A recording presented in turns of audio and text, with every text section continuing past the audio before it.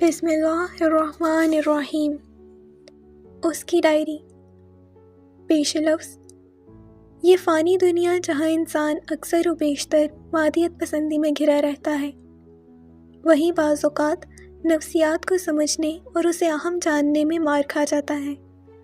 بس اسی خیال نے مجھے یہ ناول لکھنے پر مجبور کیا۔ ہم بھول بیٹھے ہیں کہ اس دنیا کو مکمل بنانے میں جتنا اہم فزیکل اسپیکٹ ہے اتنا ہی سائیکولوجیکل بھی۔ یہ دنیا بظاہر مختلف مواد سے تخلیق شدہ ہے، مگر اس کو حرکت میں لانے والے دنیا والوں کے جذبات اور احساسات ہیں۔ دنیا داری میں محبت، نفرت، خوف، لالچ، غضب اور حسد جیسے جذبات توانائی تو ضرور بخشتے ہیں، مگر جب یہ غالب آ جاتے ہیں تب سب کچھ لے ڈوبتے ہیں۔ یہ کہانی انہی جذباتوں پر مبنی ایک چھوٹی سی کاوش ہے جو اس مادی دنیا کے لیے ایک اہم عنصر انسانی نفسیات کی اہمیت سے روشناس کرائے گی۔ امید کرتی ہوں کہ یہ پڑھنے والے کا پیار اور توجہ ضرور حاصل کرے گی۔ دعاؤں کی اپیل، مصنفہ زوبیہ شاہد۔ ان دنیاوی سرگرمیوں پر تو تمہارا اختیار نہیں، مگر اپنے دماغ پر تم قدرت رکھتے ہو، اور یہ احساس ہی تمہیں مضبوط بناتا ہے۔ مارکس اوریلس۔ پہلا صفحہ۔ وقت کی گاڑی۔ وقت ایک پہیہ نہیں، سیدھ میں چلتی گاڑی ہے۔ یہ گول نہیں گھومتی، گزرے ہوئے لمحوں سے جان نہیں ملتی۔ یہ ایک ایسی سڑک پر گامزن ہے جو بہت طویل ہے۔ اس پر موڑ نہیں، کوئی واپسی کا نہ گنجائش ہے۔ یہ بس وہیں تھمتی ہے جہاں سانسوں کی ڈور ٹوٹتی ہے۔ شہر کے دور دراز علاقوں میں جہاں آبادی معمول سے کم نظر آتی ہے، وہیں ایک سڑک پر قطار میں بہت سے بنگلے بنے تھے جو ظاہری طور پر آپس میں مشابہت رکھتے تھے۔ انہی میں سے ایک یہ عالیشان گھر تھا جو نیلے بادلوں تلے سبزے میں نہائے میدانوں کے وسط میں صرف فخر سے بلند کیے کھڑا تھا۔ اس گھر کے بیرونی دروازے پر تختی تھی جس پہ داؤد بخاری کا نام سنہرے حروف سے لکھا تھا۔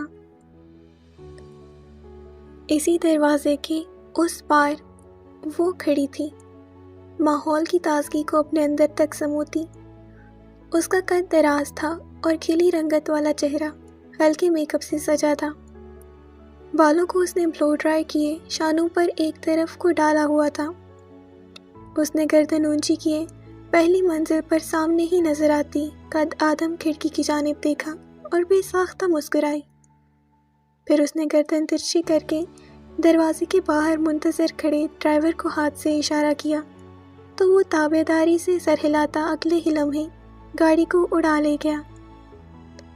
خان بابا نے بھی اس کے پیچھے داخلی دروازہ بند کر دیا۔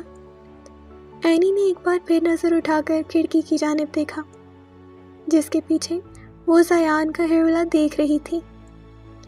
اس کی پشت کھڑکی کی جانب تھی، وہ آگے کو جھکا تھا جیسے کچھ لکھ رہا ہو۔ اس نے سوٹ کیس کے ہینڈل سے ہاتھ ہٹایا اور ہاتھوں کا پیالہ بنا کر آواز لگائی، زونی، زونی۔ زیان نے عرصے بعد یہ آواز سنی تھی۔ وہ کرنٹ کھا کر پلٹا۔ کھڑکی کے جالی دار پردے ذرا سے کھسکائے اور اس کا چہرہ ایک دم کھل اٹھا۔ آپ بھی؟ اس نے گھڑی کی اگلی سوئی سرکنے بھی نہ دی۔ وہ چوں تو پلٹتا پورچ کی جانب دوڑا جہاں اینی کھڑی تھی۔ وہ پہنچا تو گھر والے پہلے ہی اینی کی آواز سن کر وہاں جمع ہو چکے تھے۔ میل ملاپ جاری تھا۔ سالوں بعد اینی اپنے مائکے لوٹی تھی۔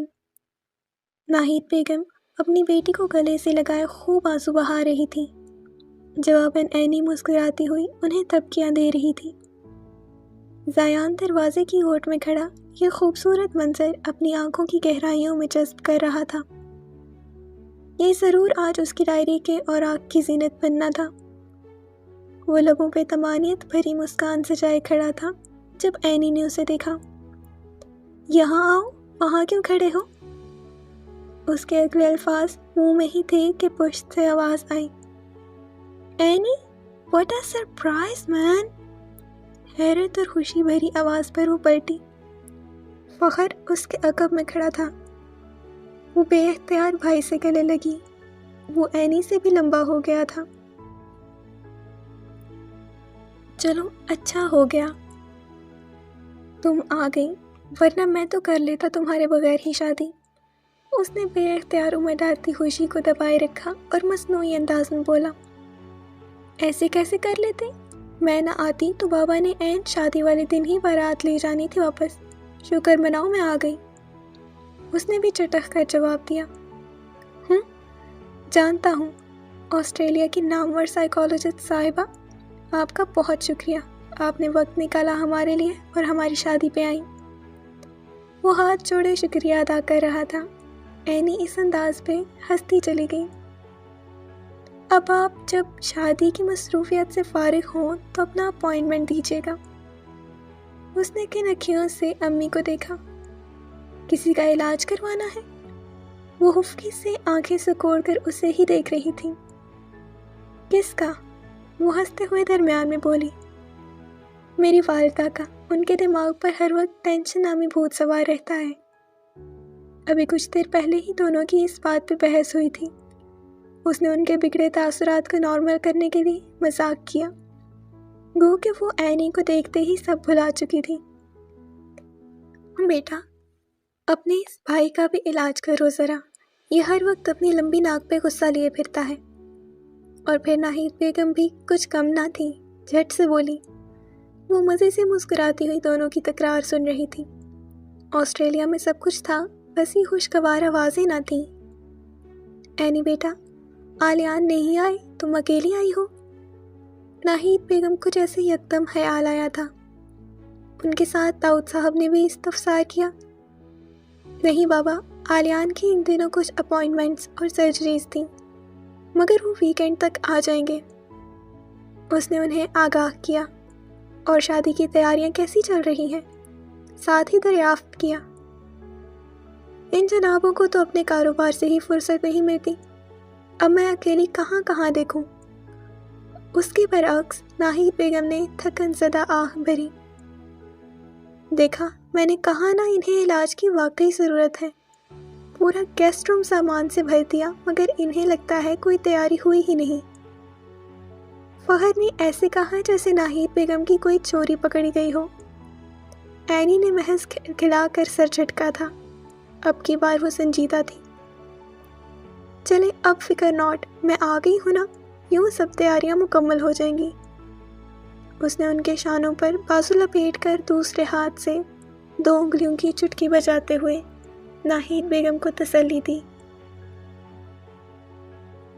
شادی سر پر تھی اور ان دنوں کتنے کام ہوتے ہیں وہ بخوبی واقف تھی۔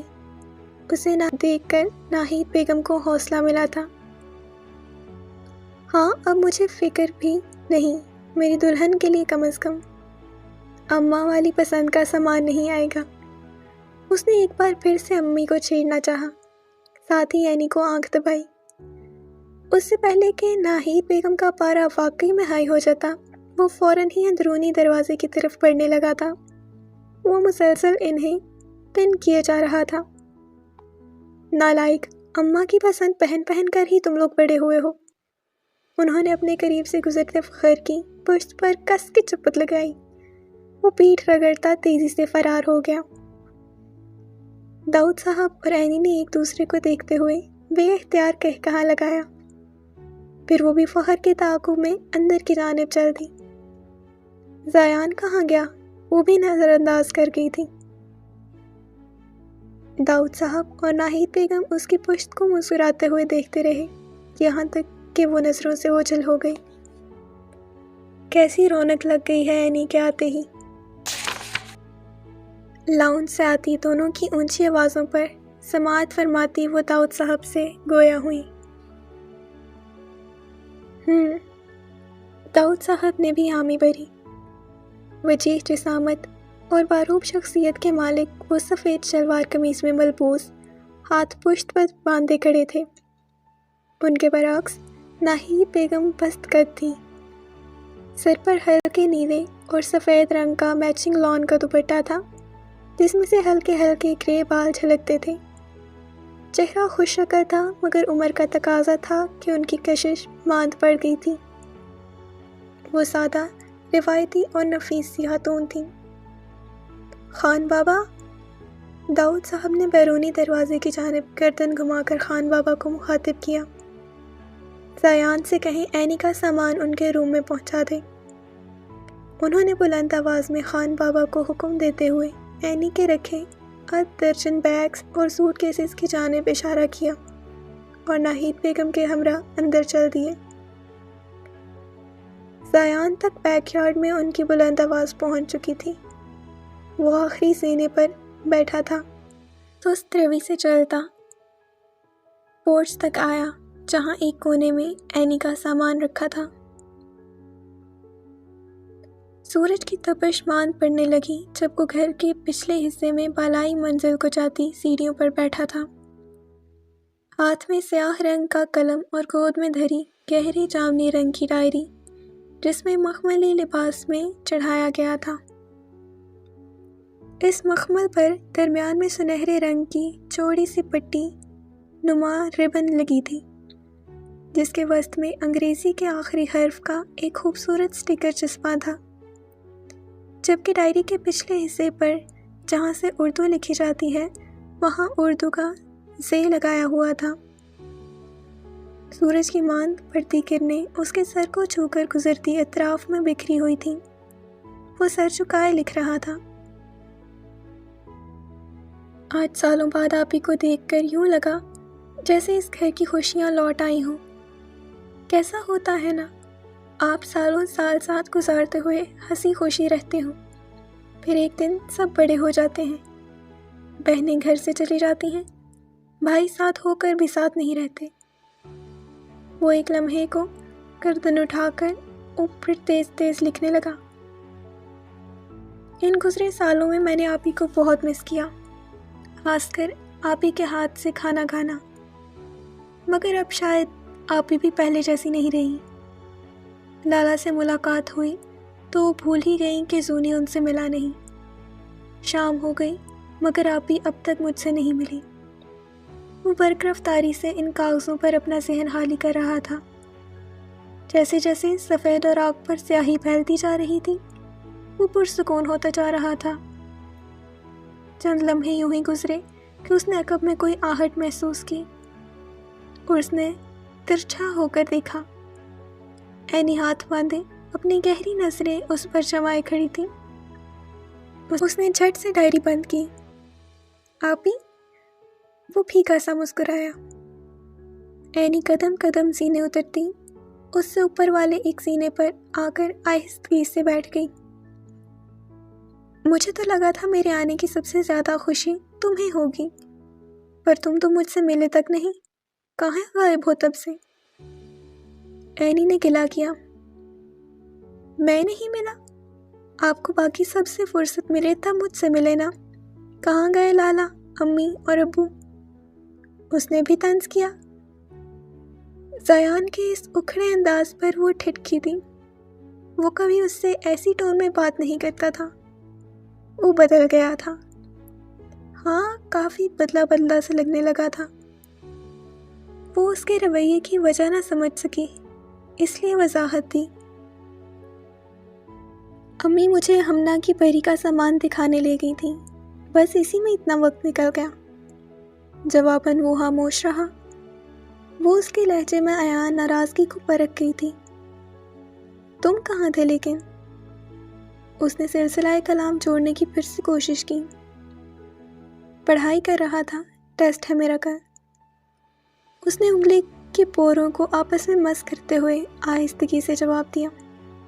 आई सी, कैसी जा रही है पढ़ाई? वो उससे बात करने की कोशिश कर रही थी, हमेशा की तरह अच्छी।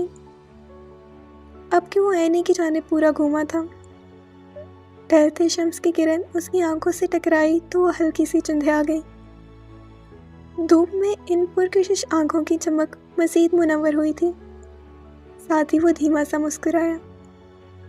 اس کا چہرہ بہت سادہ اور معصوم سا تھا، باپ کی طرح تیکھا اور روبدار نہ تھا۔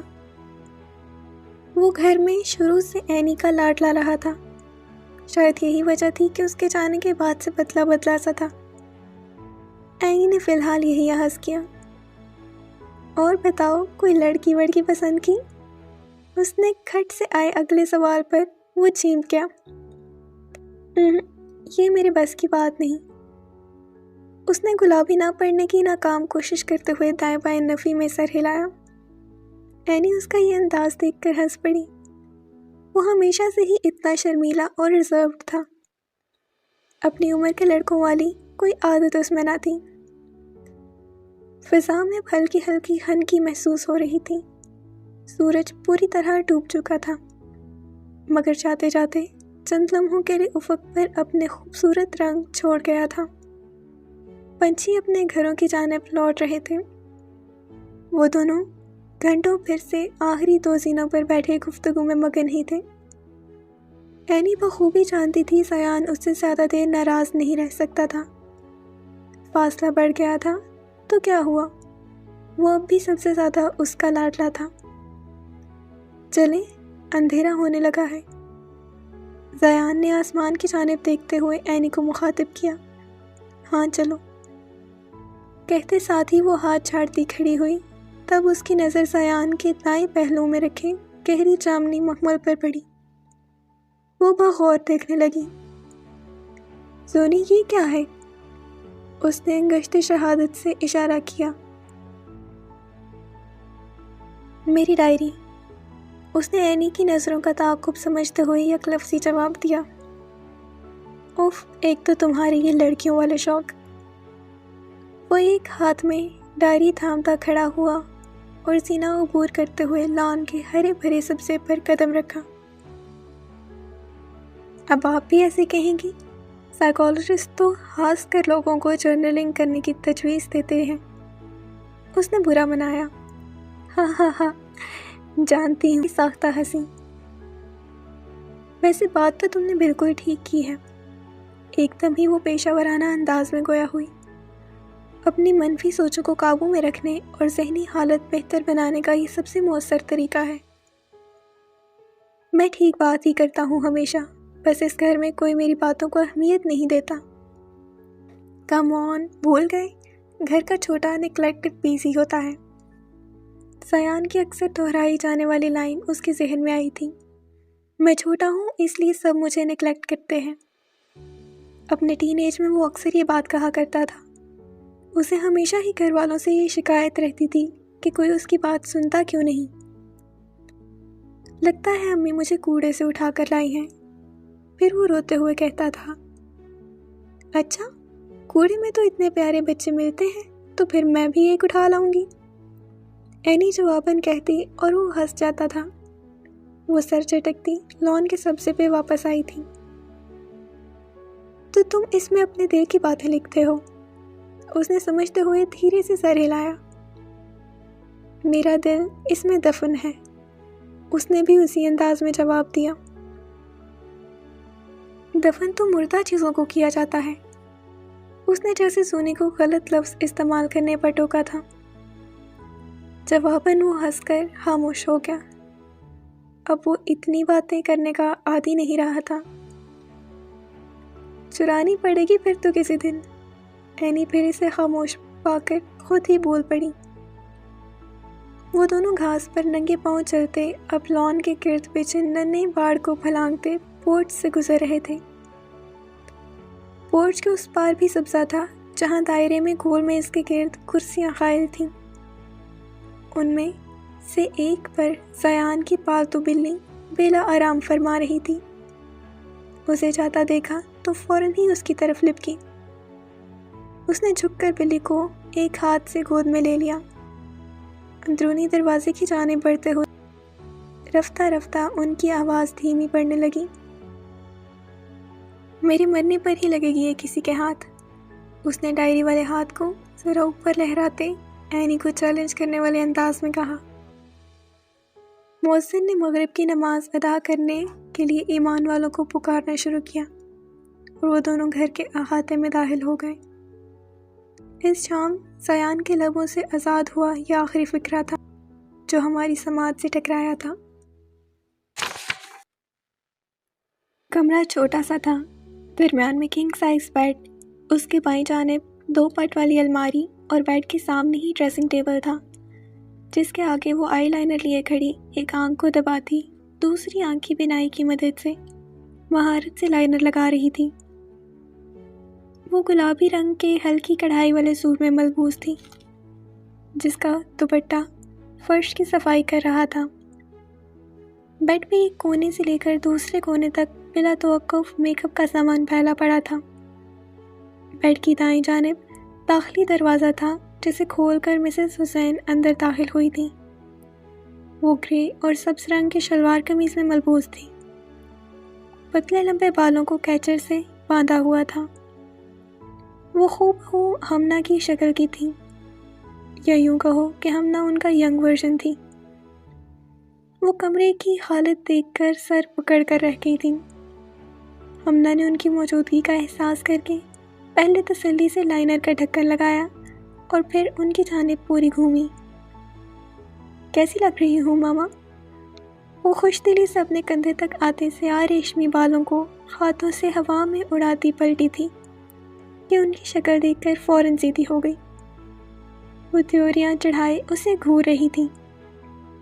اس نے جھک کر پہلے اس نئے جوڑے کا جالی دار دوپٹہ اٹھایا اور کھٹ پٹ بیڈ سے چیزیں سمیٹنے لگی۔ کب طریقہ سیکھو گی تم؟ سسرال جانے والی ہو تھوڑے عرصے میں، تمہاری ساس نے کسی دن تمہارے کمرے کی حالت دیکھ لی نا، بے ہوش ہو جانا ہے انہوں نے۔ وہ اس لاپرواہ لڑکی سے سخت پریشان تھی۔ ہمنا بنا کچھ کہے تیزی سے پاؤچ میں سامان بھر رہی تھی۔ جیسے جیسے سسرال جانے کے دن قریب آتے جا رہے تھے ویسے ویسے نصیحتوں کا ٹوکرا اس کے سر پر انڈیلا جا رہا تھا۔ اس نے میک اپ پاؤچ کی زپ لگا کر اسے الماری سے ٹھونسا اور پھر ان کی جانب گھومی۔ وہ سینے پہ ہاتھ باندھے کھڑی تھی۔ انہوں نے نظروں کا زاویہ واش روم کے کھلے دروازے کی طرف گھمایا تو وہ اوہ کرتی دروازے کی جانب لپکی اور ٹھا سے دروازہ بند کیا۔ پھر خود ہی کمرے کے گرد نظر گھمائی، خود تسلی کر کے بھی اس نے امی سے پروانگی چاہی۔ اب ٹھیک ہے؟ تھکاوٹ کے مارے اس نے گہری سانس لی۔ انہوں نے دھیرے سے سر اس بات میں ہلایا۔ تو پھر بتائیں کیسی لگ رہی ہوں؟ وہ پھر سے پرجوش ہوئی۔ انہوں نے اوپر سے نیچے تک اسے دیکھا، پھر مسکراہٹ دبائے بولا، انسان۔ اس سے منہ بسورے پیر پٹکا۔ اس کی 1 گھنٹے کی محنت پر امی نے پانی انڈیل دیا تھا۔ وہ اس کی شکل دیکھ کر ہنسی تھی۔ چلو اب بابا کب سے ویٹ کر رہے ہیں؟ کہتے ساتھ ہی وہ فوراً پلٹی، ہمنا بھی ان کے پیچھے ہو لی۔ تو پھر میں کمرہ آ کر سمیٹ لیتی نا۔ انہوں نے پلٹ کر اسے گھورا تو اس نے بے اختیار لبوں پہ انگلی رکھ دی۔ پھر وہ کمرے کا دروازہ عبور کر گئی۔ میں تو اس لیے کہہ رہی تھی کہ انتظار کروانا اچھی بات نہیں ہوتی نا، ڈرا دیتی ہیں بس بچی کو۔ اس نے بڑبڑاتے ہوئے اپنے پیچھے کمرے کا دروازہ قفل کیا۔ اس گلابی رنگ اور ہلکے میک اپ سے سجے چہرے میں آج وہ مزید پرکشش لگ رہی تھی۔ دور اس شہر میں واقع بہاری ہاؤس کے مکین ان کا ڈنر پر انتظار کر رہے تھے۔ اینی ہاتھ میں مرغولے اڑاتا چکن منچورین کا گرم گرم پیالہ لیے ڈائننگ ہال میں داخل ہوئی۔ کھلے منہ والا خوبصورت سا سفید چینی پیالہ اس نے احتیاط سے میز پہ سجی دوسری تمام ڈشز کے وسط میں رکھا، پہ نظر گھما کر ہر چیز کا جائزہ لیا۔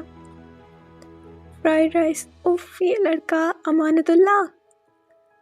اس نے وہیں کھڑے کھڑے امانت کو آواز لگائی جو اس کے ساتھ ہی کچن سے چاولوں سے بھری ڈش لے کر نکلا تھا۔ آ گیا باجی؟ امانت نے بھی اسی کے انداز میں آواز بلند کر کے جواب دیا تھا، حالانکہ وہ دروازے کی اوٹ میں ہی تھا۔ اس نے ٹرے کے دونوں کونوں کو مضبوطی سے تھاما ہوا تھا اور خود کچھوے کی طرح ٹپ ٹپ کرتا چل رہا تھا۔ نگاہیں جھکی تھیں اور اس کی توجہ مکمل ٹرے پر مرکوز تھی۔ اینی نے فوراً ہی اس کے ہاتھ سے ٹرے لے کر ٹیبل پر خالی جگہ میں رکھ دی، کہیں گرا ہی نہ دے وہ پلٹی تو امانت معصومیت سے اپنی گلابی پڑتی دودھیا ہتھیلیوں میں پھونک مار رہا تھا۔ اسے دیکھ کر سیدھا ہو گیا۔ اور کوئی کام باجی؟ اس نے متی انداز میں پوچھا۔ نہیں، جاؤ تم۔ اینی نے مسکراتے ہوئے نفی میں سر ہلایا تو وہ فوراً ہی دروازے کے پیچھے غائب ہو گیا۔ کہیں باجی سچ میں ہی کام نہ بول دیں۔ یہ کم عمر پٹھان بچہ ان کے گیٹ کیپر خان بابا کا چھوٹا بیٹا تھا۔ اینی نے آسٹریلیا جانے سے قبل آخری بار جب اسے دیکھا تھا تب یہ 4 سال کا تھا۔ آج 6 سال بعد خاصا بڑا نظر آنے لگا تھا۔ اس نے نگاہیں اٹھا کر جہاں تک بصارت ساتھ دیتی تھی وہاں تک نظر دوڑائی۔ بخاری ہاؤس ویسا نہیں رہا تھا جیسا وہ چھوڑ کر گئی تھی۔ اس نے سر جھٹکا۔ باہر کارپورٹ سے آوازیں آ رہی تھیں۔ لگتا ہے مہمان آ گئے۔ اس نے اپنے دونوں شانوں پہ سٹائل سے پھیلے بالوں کو انگلیوں کی مدد سے درست کیا۔ گلے میں پھندا کیے دوپٹے کو ذرا سا ڈھیلا کرتے ایک نظر پھر ڈائننگ ٹیبل پر ڈالی۔ یہ استقبالیہ ڈنر آج اس کی طرف سے تھا اور وہ اس بات کو یقینی بنا رہی تھی کہ کوئی کمی نہ رہ جائے۔ آج وہ ہمنا سے ظاہری طور پر پہلی دفعہ ملنے والی تھی، اس لیے بے حد خوش تھی۔ ڈنر کے بعد وہ لوگ لان میں بیٹھے خوش گپیوں میں مگن تھے۔ کار پورچ کے دائیں بائیں دونوں اطراف لان کا سبزہ تھا۔ ایسے کے درمیان میں چھوٹا مگر چوڑا سا ڈرائیو وے بنا تھا۔ بائیں طرف والے سبزے پہ ننھے ننھے سے پودے اور کیاریاں لگی تھیں جن میں راج کرتی رات کی رانی پورے رقبے کو اپنے سحر سے مہکا اٹھی تھی۔ درمیان میں تھوڑے تھوڑے فاصلے سے 2 نارنجی رنگ کی بینچز نصب تھیں جیسے عموماً سرکاری پارکس میں ہوا کرتی ہیں۔ اسی حصے میں آگے جا کر گھر کا وہ پچھلا حصہ تھا جہاں بالائی منزل کو جاتی سیڑھیاں واقع تھیں۔ اسی کی ہم عمر ہونا تم؟ اس نے بہت اپنائیت سے کہا تھا۔ جی آپ بھی، ہمنا نے معصومیت سے جواب دیا۔ اور جہاں اکثر زیان بیٹھا ڈوبتے سورج کی خوبصورتی اپنی آنکھوں کے چشموں میں جذب کیا کرتا تھا۔ دائیں طرف والے سبزے میں بیٹھک بنائی گئی تھی اور وہ لوگ اسی احاطے میں گول میز کے گرد محفل جمائے بیٹھے تھے۔ بخاری ہاؤس کی 4 مکین، فخر کی منگیتر اور ساس سسر، ایسے کہ داؤد صاحب کے دائیں جانب فخر بیٹھا تھا، اس کے پہلو میں حسین صاحب، ان کی مسز، ہمنا، اینی اور پھر ناہید بیگم۔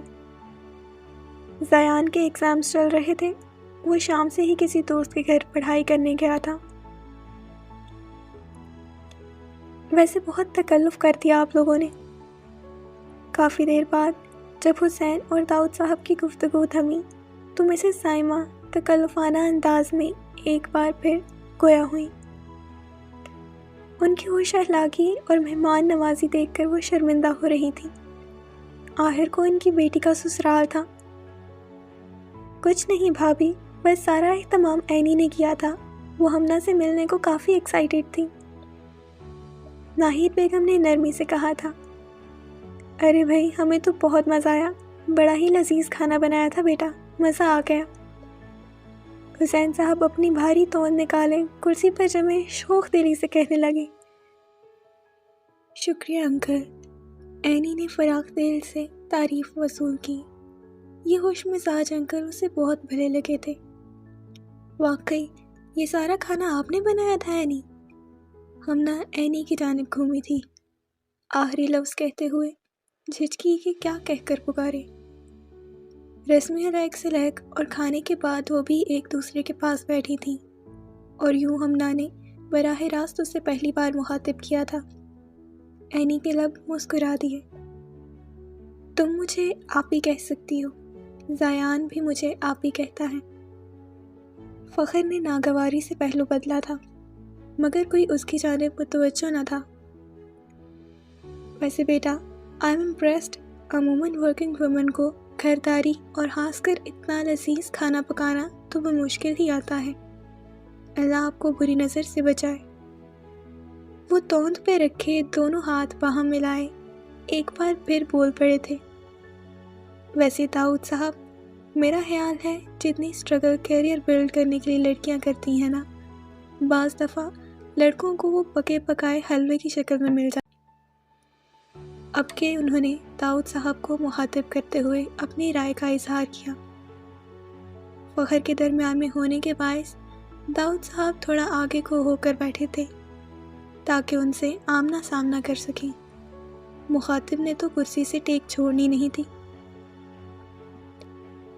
بجا فرمایا، لڑکیوں پر صرف ایک ذمہ داری نہیں ہوتی، چونکہ at the end of the day گھر کی ذمہ داری بھی انہی کی ہوتی ہے۔ انہوں نے حسین صاحب کی رائے پر اتفاق کیا تھا۔ اس کی زندہ مثال ان کے سامنے اتنی پیاری بیٹی کی صورت میں موجود تھی۔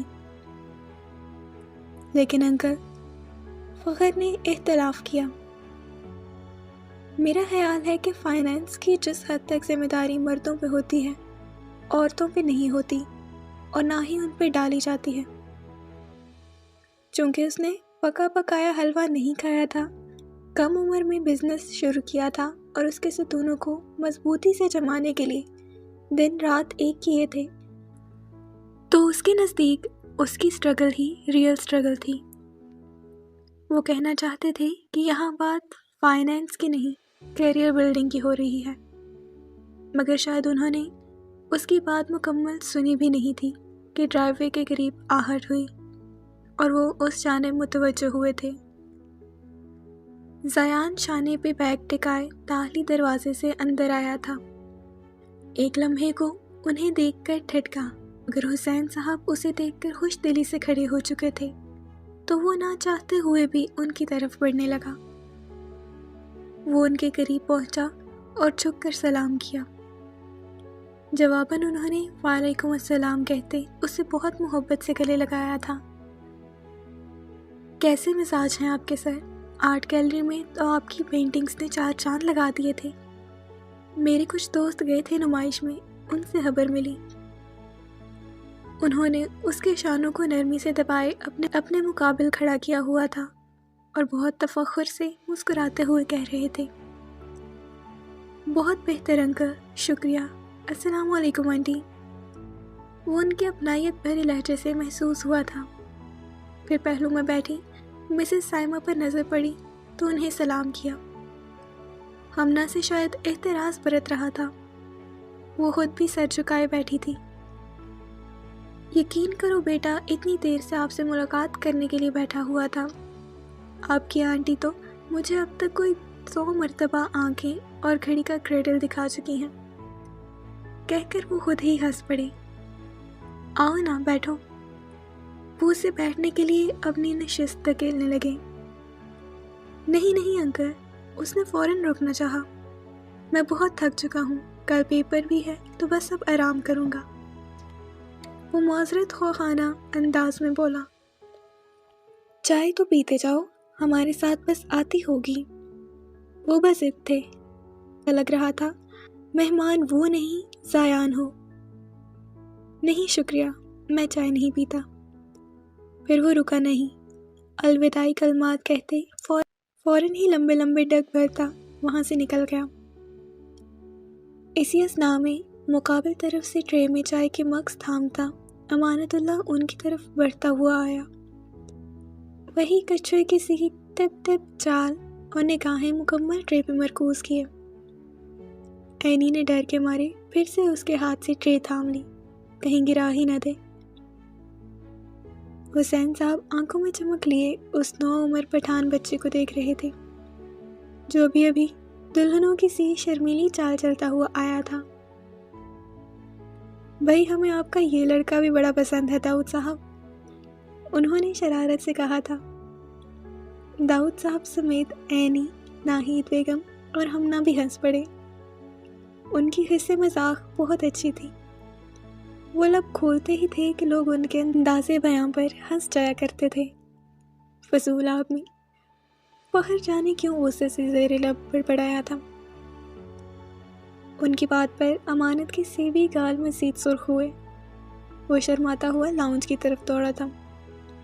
سائمہ نے آنکھوں ہی آنکھوں میں انہیں ایک بار پھر گھورا تھا، کچھ بھی بولتے رہتے ہیں۔ اوپر کمرے میں زیان تولیے سے چہرہ خشک کرتا واش روم سے باہر نکلا تھا۔ وہ شب خوابی کے لباس میں ملبوس سونے کو تیار تھا۔ اس نے ایک نگاہ اطراف میں دوڑائی تھی۔ دیواروں پر چاروں طرف پینٹ کیے گئے فریمز نصب تھے جو کہ اس کے خود کی تخلیق کرتا تھے۔ دائیں طرف بک ریک کے پاس والے فریم کے گلاس کی چمکتی سطح پر ہلکا سا کریک کمرے کی نیمواں روشنی میں نمایاں تھا۔ اس نے گہری سانس بھری اور کھڑکی کے پردے بند کرنے کے لیے بڑھا۔ نیچے لان میں لگی 2 بینچوں میں سے ایک پہ وہ دونوں بیٹھے تھے۔ لوگ تو کرکٹ سے بھی تیز اپنا رنگ بدل جاتے ہیں استاد، بڑبڑاتے ہوئے اس نے دونوں ہاتھوں سے دراز قد پردوں کو زور سے کھینچتے ہوئے آپس میں مس کیا تو تکلیف دہ منظر غائب ہو گیا۔ کبھی سست پڑتی تو کبھی تیزی پکڑتی، وقت کی گاڑی بالآخر اس منزل پر آ ٹھہری جہاں فخر کی شادی کی شہنائی بجنی تھی۔ بخاری ہاؤس اس شام روشنیوں سے ایسے چکمگا اٹھا تھا کہ سیاہ افق پر چمکتے ننھے تاروں کی چمک بھی اس کے آگے ماند پڑنے لگی تھی۔ بیرونی دروازے کے اس پار قطار میں بہت سی شاندار گاڑیاں کھڑی تھیں۔ گھر کے اندر مہمانوں کا ہجوم اور لاؤڈ اسپیکر پہ بجتے موسیقی کے بے ہنگم شور نے پورے علاقے کو پر رونق کیا ہوا تھا۔ اینی ہلکی کامدار سوبر سی ڈیزائنر جوڑے میں مہمانوں کے درمیان سے گزرتی متلاشی نگاہیں دوڑا رہی تھی۔ اس کے ایک کان میں جھمکا تھا اور دوسرا ہاتھ میں، جیسے وہ تیار ہوئی باہر نکل آئی ہو۔ تم تیار کیوں نہیں ہوئی اب تک؟ ناہید بیگم کسی سے مصافحہ کر رہی تھی۔ اسے ایسے دیکھا تو انہیں ایکسکیوز کرتی اس کی طرف آئی۔ امی آلیان کہاں ہے؟ کب سے ویٹ کر رہی ہوں، 2 منٹ کا بول کر نکلے تھے۔ وہ گردن ترچھی کیے دوسرے کان میں جھمکا اڑستی اونچی آواز میں بولی تھی۔ تیز والیوم کے باعث ناہید بیگم بمشکل سن پائیں۔ کیا کام ہے آلیان کا؟ تم تیار تو ہو پہلے جا کر؟ وہ اس پہ بگڑی تھی۔ اتنے رشتہ داروں کے سامنے ایسے ہی نکل کر آ گئی، حد ہوتی ہے۔